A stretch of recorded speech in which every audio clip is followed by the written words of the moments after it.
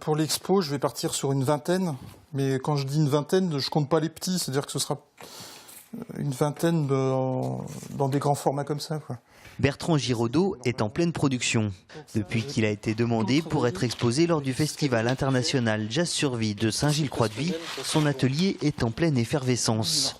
Il faut dire que l'opportunité est belle pour cet artiste chalandais qui expose déjà à l'année son travail dans une galerie nantaise.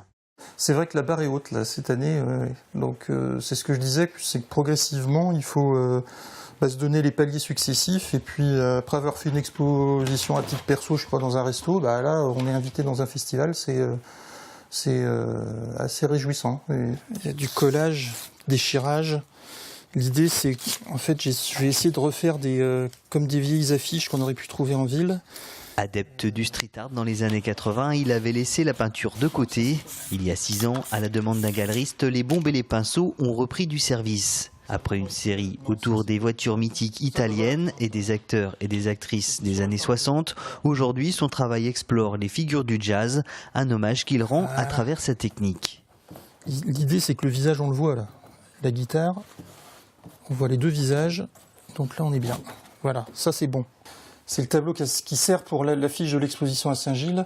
Donc là, on a les pochoirs. Alors le pochoir fait par-dessus la photo qui a servi au pochoir. Si on regarde bien les détails d'ombre, il y a la photo qui est par derrière collée. Ça, c'est du pochoir pur.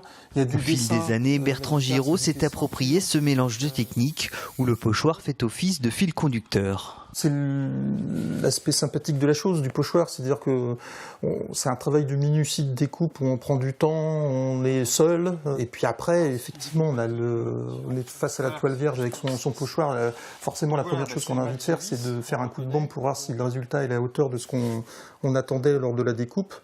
Et puis après, il y a tout le travail d'association du pochoir, parce que c'est pas une fin en soi, le pochoir. C'est une fois qu'il est fait, il faut l'utiliser, il faut le marier avec d'autres techniques.